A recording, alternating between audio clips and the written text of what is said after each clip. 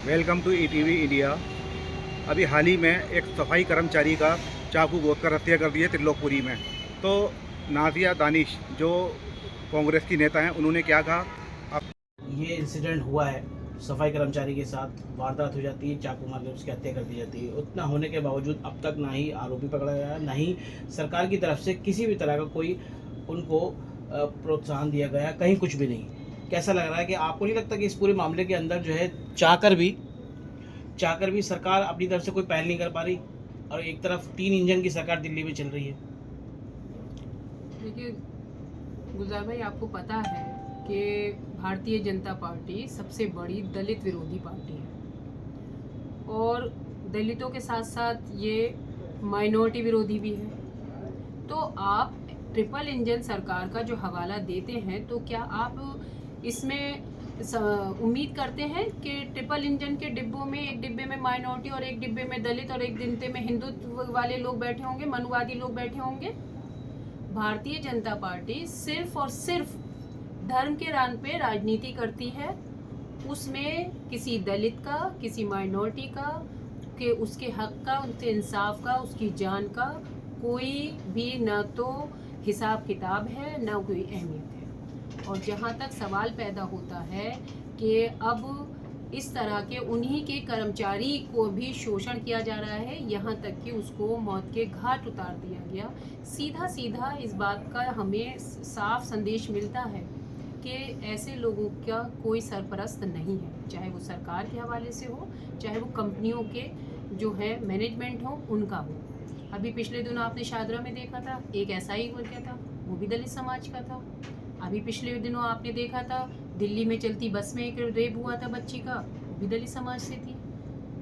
तो सरकार का यहाँ पर दिल्ली नगर निगम हेडक्वार्टर में माननीय रेखा गुप्ता जी कूड़े से आज़ादी से रिगार्डिंग एक बहुत बड़ा प्रोग्राम था। उनके तमाम नेताओं को, मंत्रियों को, पार्षदों को यहाँ आने की तो फुर्सत थी, लेकिन एक परिवार का पला पलाया बिना खता, बिना कसूर अपनी जान से हाथ धो बैठा, कोई वहाँ 2 शब्द कहने वाला नहीं था। आज वहाँ पर आप पार्टी के लोग खुलकर समर्थन में उतरे हुए हैं। हमारे पूर्व प्रदेश अध्यक्ष माननीय श्री अनिल चौधरी जी भी वहाँ गए, मैं खुद भी वहाँ गई, और वहाँ पर हमने देखा कि चंद पैसों के मुआवजे की घोषणा कर देने से या हाथ में पकड़ा देने से किसी के पला पलाई जिंदगी वापस नहीं आ जाएगी। सरकार को चाहिए कि जिस तरह से उन्होंने जंतर मंतर पे लोगों को, ये पुलिस को, प्रशासन को ये ऑर्डर दिया था कि निहत्ते बेखता बेकसूर लोगों पर गोलियां चला दो, डंडेबाजी कर दो, आंसू गैस के गोले छोड़ दो, तो ऐसे ही एक कार्यवाही प्रशासन पे बैठे उन लोगों पे होना चाहिए जो सारा सिस्टम इस तरह से देख रहे हैं, संभाल रहे हैं। क्या वजह है कि अब तक 24 घंटे पूरे हो जाने के बावजूद भी कोई कार्रवाई नहीं हो पाई है, कोई जवाबदेही तय नहीं हो पाई है? क्या दलित के बेटे की जान नहीं है?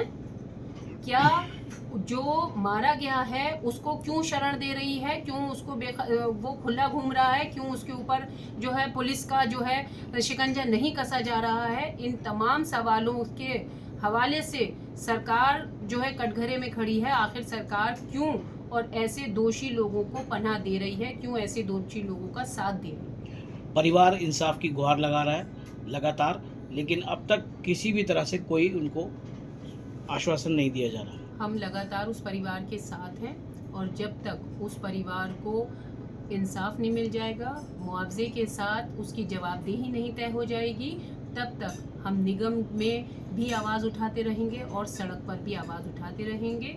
मैं खुद निगम के सदन में इस बात के लिए माननीय महापौर से और कमिश्नर साहब से गुहार दिलाऊंगी कि उस सफाई कर्मचारी हेल्पर को जल्द से जल्द उचित मुआवजा देना चाहिए, और ऐसे ही तमाम सफाई कर्मचारियों को सुनिश्चित करना चाहिए कि खुदा न करे बाय चांस ड्यूटी के दौरान उनके साथ कोई हादसा, कोई दुर्घटना पेश आती है तो सरकार उनके साथ खड़ी है, न कि अपना पल्ला झाड़ने के लिए।